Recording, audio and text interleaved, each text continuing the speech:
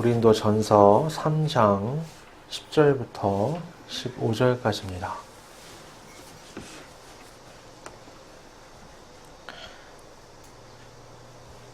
봉독하겠습니다. 내게 주신 하나님의 은혜를 따라 내가 지혜로운 건축자와 같이 터를 닦아두매 다른 이가 그 위에 세우나 그러나 각각 어떻게 그 위에 세울까를 조심할지니라. 이 닦아둔 것 외에 능히 다른 터를 닦아둘 자가 없으니 이 터는 곧 예수 그리스도라. 만일 누구든지 금이나 은이나 보석이나 나무나 풀이나 짚으로 이 터 위에 세우면 그 사람의 공적이 나타날 터인데 그날이 공적을 밝히리니 이는 불로 나타내고 그 불이 각 사람의 공적이 어떠한 것을 시험할 것임이라. 만일 누구든지 그 위에 세운 공적이 그대로 있으면 상을 받고 누구든지 그 공적이 불타면 해를 받으리니 그러나 자신은 구원을 받되 불 가운데서 받은 것 같으리라. 아멘. 우리가 지난주 살펴본 말씀에서 바울은 아볼로와 자신의 관계에 대해서 설명을 했습니다. 고린도 교인들은 당시 고린도 도시에 많은 사람들이 그랬던 것처럼 이 바울과 아볼로라는 두 선생을 세워놓고 비교를 했습니다. 그리고는 어느 한편에 들어서 반대에 있는 어느 한편을 또 무시하거나 반대했죠. 그 결과 파벌이 생겨났고 분쟁이 교회 안에 일어났습니다. 바울은 자신과 아볼로에 대한 그들의 생각이 잘못되었다라고 말했습니다.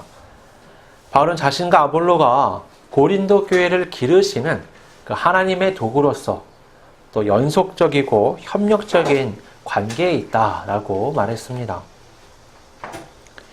바울이 심었다면 아볼로는 물을 준 사람이죠. 심지 않으면 물을 줄 수 없고 물을 줘도 심었어도 물을 주지 않으면 자랄 수가 없습니다. 그러나 그것들보다 더 중요한 것은 그것을 기르시게 하시는 하나님이십니다. 아무리 심고 물을 주어도 하나님께서 자라게 하시지 않는다면 아무런 의미가 없습니다. 바울과 아볼로의 그 사역들은 다 하나님의 심부름의 결과입니다. 일을 하는 이보다 그 일을 명령하신 이가 더 중요한 것은 너무나 당연한 거죠. 따라서 고린도 교인들은 바울과 아볼로라는 사람을 향한 시선을 돌려서 그들을 통해서 고린도 교회를 심고 기르시는 그 너머에 있는 하나님을 바라볼 수 있어야 합니다. 이어서 오늘 말씀은 건축과 관련해서 교회를 세우는 것에 대한 바른 이해가 무엇인지 우리에게 가르쳐 줍니다. 여러분, 역사상 유명한 건축물들은 많이 있죠? 잘 모르시나요? 많이 있죠? 네. 여러분, 이게 전쟁이 일어나거나 자연재해가 일어나면 건물이 좀 훼손되기도 합니다. 파괴되죠. 그럼 어떻게 하냐면 그걸 어떻게든 복원시켜 보려고 우리가 노력을 합니다. 몇 해 전에도 숭례문이 불에 타가지고 막 난리가 났었잖아요. 어때요? 그냥 그대로 두는 게 아니라 어떻게든 그걸 복원하려고 노력을 하죠. 복원이 불가능할 정도가 되면요, 그 남은 일부라도 어떻게든 보존하려고 합니다. 그 터 위에 보존하기가 힘들다. 그럼 그걸 따로 떼가지고 실내 박물관에 손이 안 닿게 그걸 어떻게든 오랫동안 보존하려고 노력을 하죠. 그런데요, 그렇게 일부만 남아서 박물관에 전시되어 있는 건물의 일부를 보면요, 별 감흥이 없습니다. 막 느껴지시나요? 그 건물에 대한 그 건물을 지은 이의 어떤 노력과 그 건물을 사용했던 사람들의 흔적을 우리가 느낄 수 있나요? 아니죠. 그 작은 일부만 보면 그냥 그런 건물이 있었나 보다, 그렇게 느끼는 거죠. 물론 일부라고는 하지만 거기에도 건축 양식, 사용한 재료, 예술적인 가치, 이런 것들은 여전히 담겨 있습니다. 하지만 그 건물을 계획하고 만들었던 사람이 의도했던 바가 무엇이었는가? 사실 그거는 우리가 알기가 어렵죠. 건축물은요, 그것이 지어진 시대 안에서 그 건물을 실제로 활용하는 것을 우리가 두 눈으로 볼 때 건물의 의미를 훨씬 더 피부에 와닿게 알 수가 있습니다. 그 건물에 출입하는 사람들, 그 안에서 일어나는 일들을 통해서 건물의 가치가 진정으로 드러나는 거죠. 예를 들면 집 이러면 그냥 건물만 있으면 안 돼요. 그 집 안에 그 당시에 사람들이 사용하는 가구들, 생활기구들, 그리고 사람들이 살아가는 생활 방식들이 어우러질 때 그 집의 가치가 무엇인지 알게 됩니다. 그 우리나라 옛날 집 보면요, 담이 이렇게 있잖아요. 요즘 벌레 많으면 어떻게 방역하죠. 옛날에는요, 그 옛날 집들 가보면은 아궁이에 불을 떼잖아요. 그럼 그 아궁이에 뗀 불이요, 연기가 밖으로 나와요. 그래서 그게 그 담 안쪽으로 집을 타고 돕니다. 신기하게 여름에 그게 방역이 되는 거예요. 아, 저 시대는 어떻게 살아? 뱀도 들어오고 벌레도 들어오고 어우 이러는데 아니요. 하루 세끼 밥을 지으면서 그게 거쳐가는 거예요. 그걸 모르고 보면은 아유, 좀 어떻게 살았을까 이런 생각이 들잖아요. 그런 것처럼 그 건물이 사용되는 방식을 볼 때 진정한 의미를 발견할 수 있습니다. 학교는 어때요? 학교에서 아이들이 뛰어놀고 그 안에서 공부를 하고 수업하는 것들을 바라볼 때 건물의 가치가 이해가 되는 거죠. 성전은 사람들이 제사를 어떤 방식으로, 어떤 과정을 통해서 어떻게 드렸는가, 그런 것들을 볼 때 이해를 할 수가 있는 겁니다. 이렇게 건물을 지을 때는요, 처음부터 사용 목적을 세워놓고 건물을 짓습니다. 집은 집의 사용 목적에 맞게, 학교는 학교의 사용 목적에 맞게 짓는 거죠. 10절 말씀에서 바울은 자신을 가리켜서 뭐라고 말하느냐? 지혜로운 건축자와 같이라고 말합니다.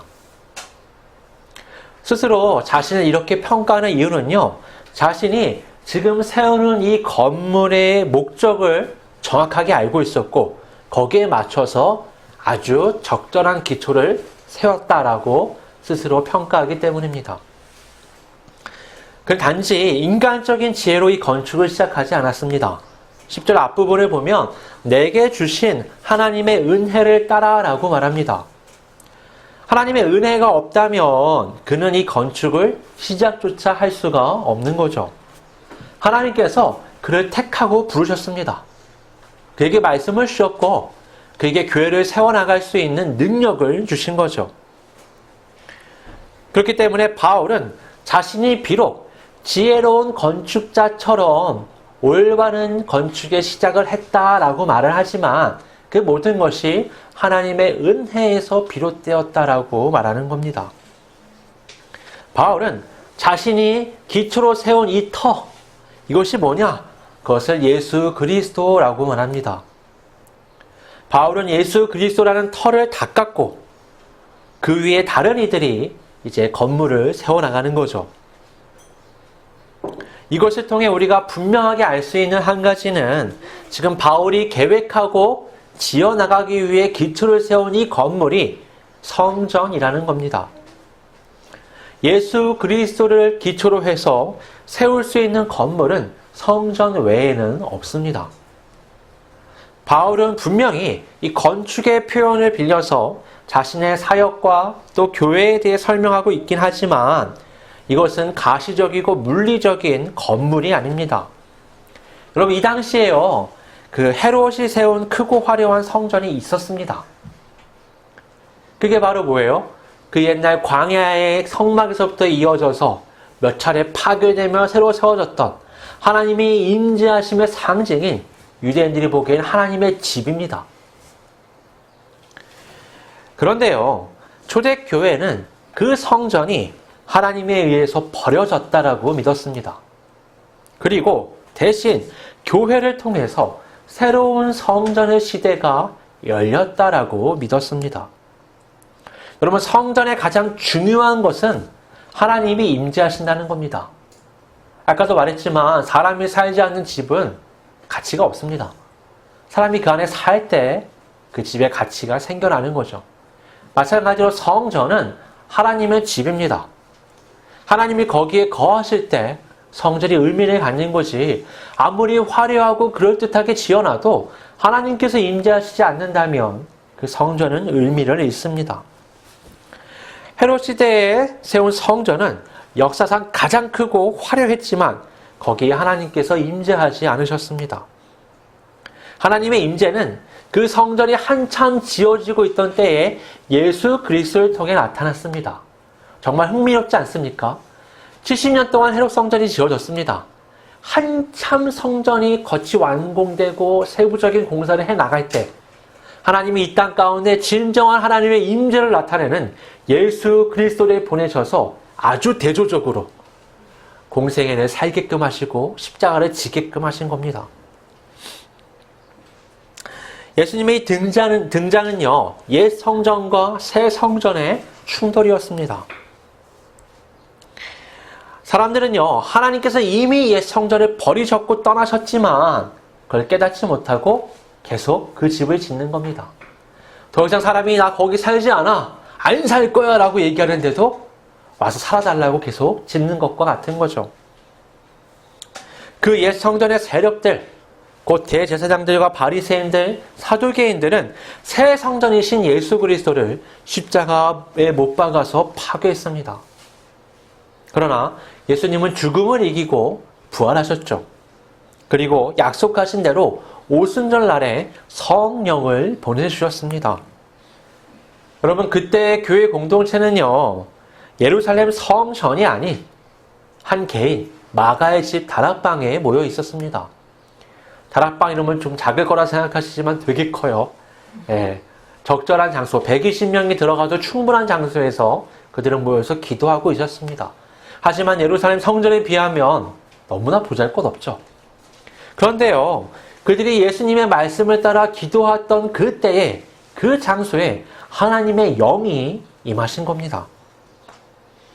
그날의 시작으로요, 복음이 전파되는 모든 것, 가나안 땅, 예루살렘 성전이 아니라 이방에 있는 각 개인의 집, 감옥 또는 길거리에서 성령이 임하는 걸 사람들이 목격하게 되는 겁니다.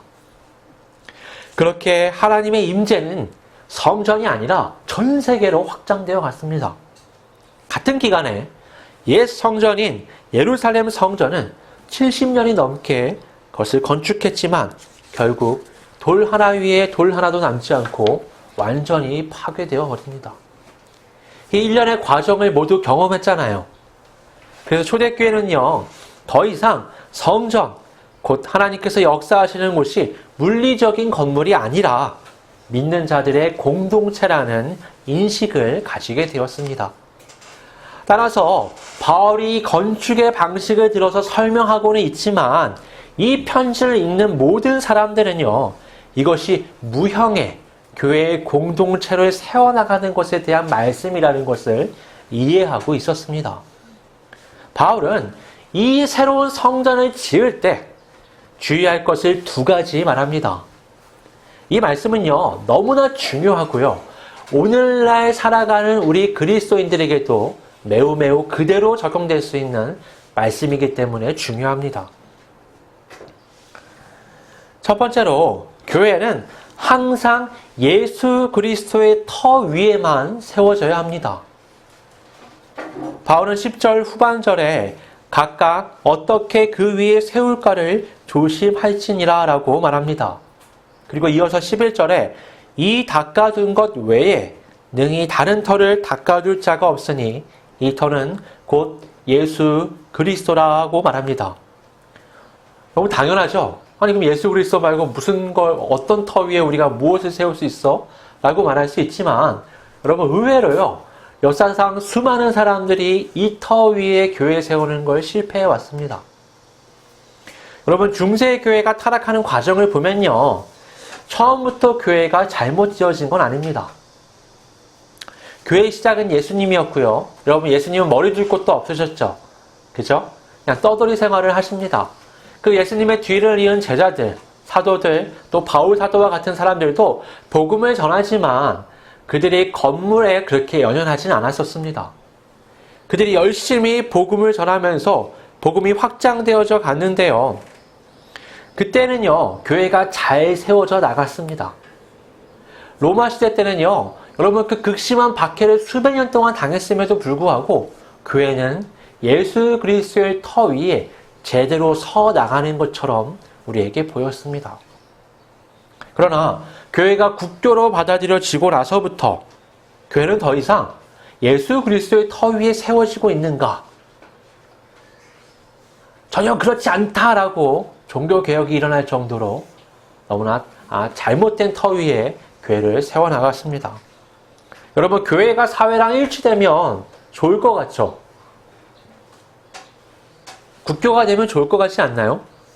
이런 거예요. 모든 사람이 의무적으로 기도해야 합니다. 모든 사람이 성경을 읽어야 되고 모든 사람이 예배에 참여해야 해요. 이렇게 의무화되면 복음이 더 빨리 확장되고 하나님의 나라가 온 세계 가운데 임할 것 같지만 사실은 그렇지 않습니다. 오히려 정반대 현상이 일어날 가능성이 더 큽니다. 여러분, 아무리 강제적으로요, 예수를 믿지 말라고 한다고 그리스도인들이 예수를 안 믿나요? 목숨을 걸고 믿습니다. 여러분, 반대로요, 예수를 믿으라고 강제적으로 아무리 압박을 가해도요, 믿음은 그런 식으로 가질 수 있는 게 아닙니다.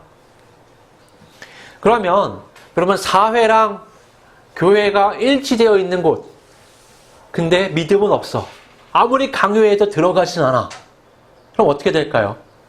교회를 통해서 출세할 수 있고, 교회를 통해서 교육을 받을 수 있고, 교회를 통해서 부를 얻을 수 있다면 예수를 믿지 않는 사람들은요, 그 모든 것을 신앙이 없는 상태에서 해나갑니다. 그러면 나중에 예수 그리스도는 이름만 남고요, 그 안에 모든 것들이 세상적인 것들로 변해버리죠. 예수 그리스도의 터 위에 성전을 세우라는 건요, 예수님의 오심, 성육신 하심, 예수님의 말씀하심, 예수님의 사역, 예수님의 십자가의 죽으심이 가리키는 모든 것들에 기초해서 이 공동체를 세우라는 겁니다. 그러니까 신앙이 첫 번째로 되지 않으면 그건 불가능해요. 예수님의 이름만 있을 뿐인 교회, 분명히 예배를 드리고 기도도 하고 찬양도 드리고 봉사를 하지만 자기를 부정하지 않고 이웃을 사랑하지 않고 하나님의 뜻에 무관심한 삶을 사는 그런 사람들의 공동체는요, 아무리 신앙의 행위를 한다고 한들 예수 그리스도의 터 위에 세워졌다라고 말하기가 어렵습니다. 두 번째 우리가 주의할 건요, 우리가 교회를 세우기 위해 하는 모든 노력이 평가를 받는다는 것입니다. 여러분 보세요. 예수 그리스도라는 터 위에 짓기로 했어요. 그건 분명히 이제 인식을 했어요. 근데 그러면 다 끝난 거냐? 아니라는 겁니다. 예수 그리스도의 위에 어떻게 무엇으로 터를 닦고 그 위에 건물을 쌓아 올려가느냐, 거기에 따라 우리의 공적이 평가를 받을 것이다 라는 겁니다. 13절을 보면요, 그날 곧 마지막 날에 각 사람의 공적이 불의 시험을 통해 그 진가가 나타날 것이라고 말씀합니다. 12절을 보면요, 성전에 짓는 재료들이 뭐죠? 금, 은, 보석이 나오죠. 이건요, 불에 잘 견디는 겁니다. 또 오히려 불을 통해서 연단되는 것들이에요. 이어서 나오는 건 뭐냐? 나무, 풀, 지피죠. 이건 쉽게 타버리는 재료들입니다. 14절, 15절 말씀을 보면 그 불의 시험을 통해서 세운 공적이 남아있으면 상을 받고요, 반대로 불타버리면 해를 받게 될 것이라고 말씀합니다. 흥미로운 건 그 해가 구원을 잃어버리는 거냐? 그건 아닙니다. 여기 보면 뭐죠? 그럼에도 불구하고 다 타버려도 구원 받는다고 되어 있잖아요. 왜냐하면 여러분, 예수 그리스도라는 터 위에 지었기 때문에 집은 홀랑 다 타도 터는 남아있는 겁니다. 여기서 중요한 건요, 우리가 세워나가는 이 성전이 영속적이냐 그렇지 않느냐 하는 겁니다. 예수 그리스도의 터 위에 수많은 교회들이 역사상 세워져 나갔습니다. 우주적인 차원에서 교회는 하나입니다. 하지만 현실적인 세계에서 교회는 다 지역에 따라, 시간에 따라 나눠져 있죠. 그렇게 세워지는 많은 교회들, 곧 교단, 교파, 교회들은요, 저마다 조금씩, 때로는 매우 다른 모습을 가지고 있습니다. 저마다요, 오랜 시간 동안 그런 교회의 신앙 스타일을 축적해 나간 거죠.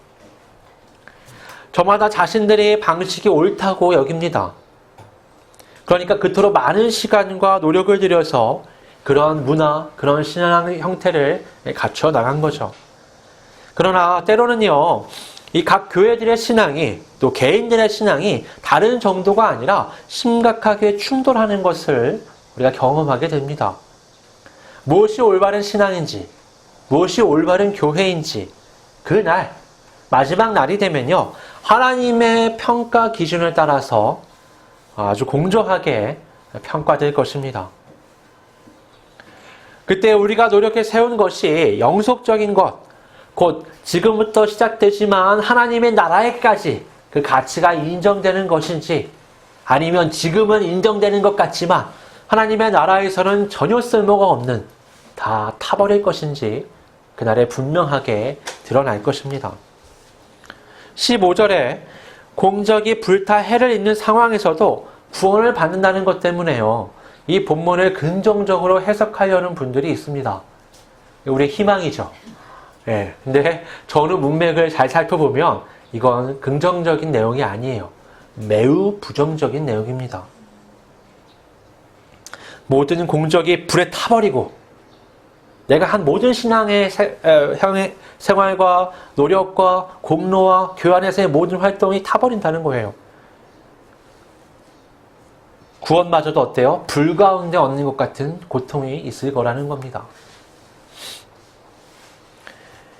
그래서 우리는요, 우리 개인의 신앙생활과 또 이 교회로 모여서 우리가 쌓아 올리는 많은 것들이 올바른 것인지 계속해서 점검을 해봐야 합니다. 여러분, 아기 돼지 삼형제 얘기 잘 아시죠? 정말 지겹게 읽고 있습니다. 아이들이 셋이나 되니까. 아기 돼지 삼형제 이야기를 쭉 보면요, 매우 흥미롭습니다. 왜 아기 돼지인지 모르겠어요. 커서 내보냈는데 집 지을 정도로. 어찌됐든 이 아기 돼지 삼형제가 커서 집을 나갑니다. 부모님이 누군지, 각 형제가 어떻게 살아왔는지 그거는 상관없어요. 중요한 건 뭐냐? 집 짓는 겁니다. 셋이 나갔는데 첫째는 뭘로 집을 짓느냐? 지프로 집을 짓죠. 제일 빨리 끝나요. 그리고 어떻게 해요? 바로 놀러 나갑니다. 둘째는 시간이 조금 더 걸렸지만 나무로 집을 지었습니다. 조금 더 있다가 놀러 나가죠. 셋째는 대체 끝날 것 같지가 않아요. 벽돌로 집을 짓는데 너무너무 오래 걸리는 겁니다. 셋은요, 평화로운 시절을 살아갈 때 각 집의 차이를 몰랐습니다. 그런데 어느 날 늑대가 온 거예요. 이 늑대는 특이하죠. 날카로운 발톱과 강한 턱과 이가 있는데도 불구하고 바람을 붑니다. 와가지고요, 책을 볼 때마다 제가 너무 황당한 거예요. 와가지고 바람을 부는데 어디다 부느냐? 밖에 있다가 동물이 나오면 잡는 게 아니라 집 안에 있는 이 돼지한테 바람을 불어서 집을 날려버려요. 첫 번째 지푸라기로 만든 집은요, 이 태풍 같은 바람에 홀랑 날아가 버립니다. 첫째 돼지는요, 혼비백산을 해서 막 도망가요. 누구네 집으로요? 둘째네 집으로. 나무집으로 만든 그 집 안에 둘이 숨어 있는데 이번에도 바람을 붑니다. 집으로 만든 집만큼은 아니지만 이 나무로 만든 집도 홀랑 날아가 버리죠. 둘은 너무 놀랍니다. 그래서요, 셋째 집으로 도망가죠. 셋째는 벽돌로 만든 집이라 워낙에 튼튼하죠. 그런데도요, 이 둘은요, 저 멀리서 늑대가 오는 걸 보고요, 사시나무 떨치 떠는 겁니다. 두 돼지는 이 벽돌집이 얼마나 튼튼한지 잘 몰라요. 셋째 돼지만이 아주 여유있게 다가오는 늑대를 잘 살핍니다. 늑대가 바람을 불기 시작하죠. 아무리 불어도 미동조차 하지 않는 겁니다. 결국 어떻게 해요? 이 늑대가 머리를 써서 굴뚝으로 들어가 보려고 했다가 그마저도 준비하고 있던 셋째 돼지에 의해서 쫓겨나고 맙니다. 우리가 중요하게 생각할 건 셋째 돼지가 집을 잘 지었다가 아니에요. 첫째, 둘째 돼지의 반응입니다. 그들은요, 평화로운 날이 지속될 때 이 집들의 차이를 못 느꼈습니다. 심지어는요, 벽돌집 안에 들어가 있을 때에도 그들은 이 새 집의 차이를 몰랐어요. 그러니까 늑대가 다가오는 걸 보고 어때요? 이 집도 날아갈까봐 걱정하며 떠는 거죠. 그들이 이 집의 차이를 경험한 건 뭐냐? 늑대가 와서 바람을 아무리 불어도 소용이 없고 결국에 쫓겨나간 걸 보고는요, 아, 집은 이렇게 지어야 되는 거야 라고 깨달은 거죠. 그때 피부로 확 느낀 겁니다. 오늘날 우리의 신앙이 그렇습니다, 여러분. 정말 평화로운 시대를 우린 살아가고 있어요. 너무 평화로워서요, 우리가 짓고 있는 이 신앙의 집이, 우리 교회가 정상인지 비정상인지 튼튼한지 아닌지 확인할 방법이 없습니다. 과거에 교회를 뒤흔들었던 그 많은 늑대들이 득실되던 시대는요, 신앙생활을 하기 위해서 각고의 노력이 필요했습니다. 정말 처절하게 공을 들여야 했어요.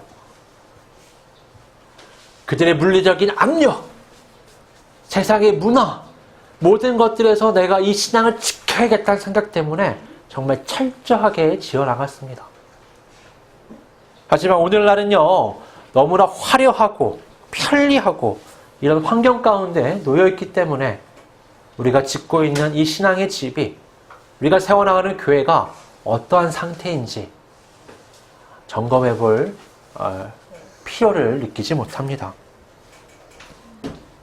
그래서요, 오히려요, 이런 시대의 정도를 걸어가기 위해 철저하게 신앙의 삶을 살려고 노력하는 것, 그건요, 어떻게 보면 더 어리석고 굉장히 미련하게 보입니다. 마치 셋째 돼지가 그 고생을 해서 집을 지었던 것처럼 말입니다. 그래서 여러분, 오늘날 시대는요, 정상과 비정상이 바뀌기도 해요. 그러나 우리는 결코 잊지 말아야 합니다. 불같은 시험의 날이 결국 모두에게 찾아올 겁니다. 그날에 우리 각자가 쌓은 신앙과 우리 공동체가 쌓아올린 교회가 어떠한지 그 타는 불 가운데서 그 가치를 목격하게 될 겁니다. 오늘날 우리의 신앙은 영원으로 이어지는 가치를 지니고 있습니까? 아니면 이 세상에서의 상식, 유행, 문화에 따른 것입니까? 여러분, 아무리 겉을 그럴듯하게 만들어도요, 그 재료가 가진 특성은 사라지지 않습니다.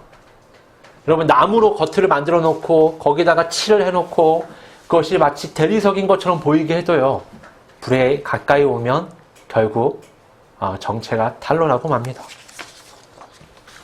여러분, 인간적인 기준으로 바라봐서는 안 됩니다. 모두가 박수쳐도요, 그건 소용이 없습니다. 여러분, 헤롯이 세웠던 그 예루살렘 성전을 보고요, 사람들이 그렇게 말했습니다. 야, 저 성전을 보지 않은 사람들 중에서 아름다움을 논해서는 안 된다. 그만큼 그 성전은 아름다웠습니다. 컸습니다. 화려했습니다. 위대해 보였습니다. 그러나 하나님의 관점에서는 반드시 파괴되어야 할 흉물에 불과했던 거죠. 그 성전의 아름다움에 들떠있던 그 사람들, 그들이 예수 그리스도를 십자가에 못 박아야 한다고 소리쳤던 사람들입니다. 누명을 씌워 매질하고 십자가에 예수를 못 박았습니다. 그리고 온갖 조롱과 모욕적인 말을 쏟아냈습니다. 예수님은 그렇게 무력하게 죽으신 것처럼 보였지만 하나님은 그를 살리셨고 영원한 성전이 되게 하셨습니다. 여러분, 예수 그리스도와 헤롯의 성전은요, 우리에게 좋은 모델이 됩니다. 거울이 됩니다. 결국 우리가 세우는 신앙은, 또 교회는 둘 중에 하나입니다.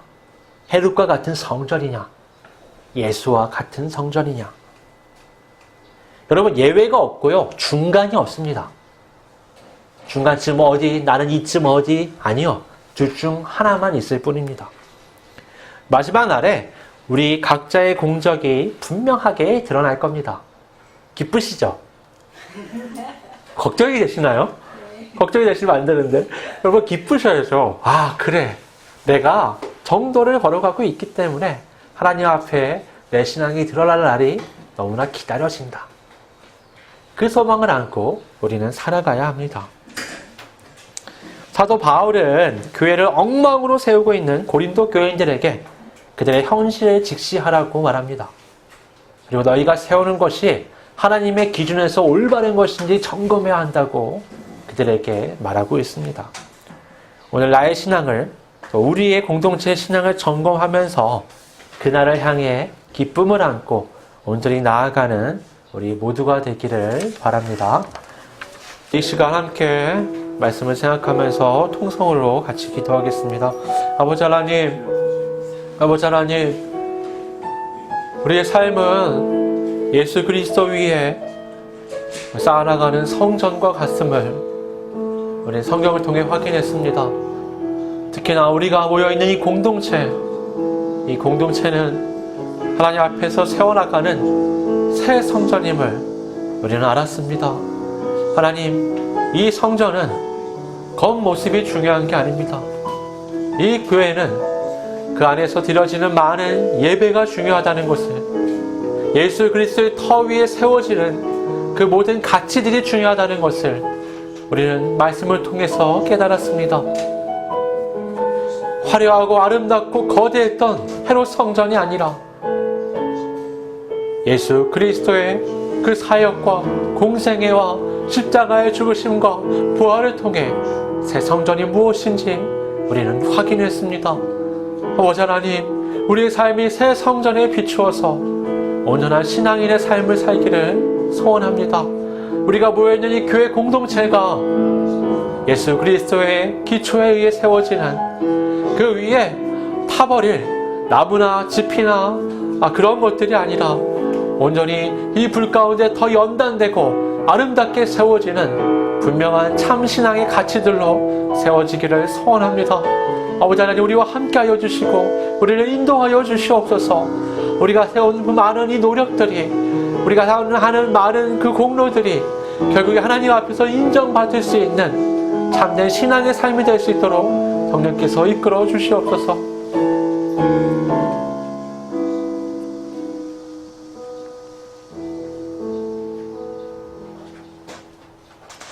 아버지 하나님,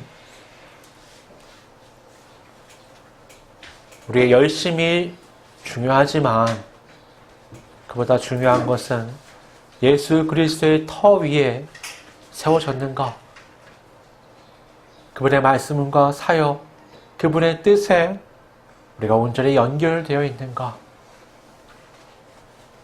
그 위에 그 예수 그리스도와 연결되어 온전한 것들로 세워나가고 있는가? 임을 우리는 깨달았습니다. 온전한 곳에, 온전한 방식으로, 온전한 노력을 해나갈 수 있도록 성령께서 이끌어 주시옵소서. 그래, 그 날이, 그 불이 두려움의 대상이 아니라 하나님 앞에 인정받는, 기대되는 즐거움의 대상이 될 수 있도록 성령께서 이끌어 주시옵소서. 거룩하신 예수님의 이름으로 기도드립니다. 네.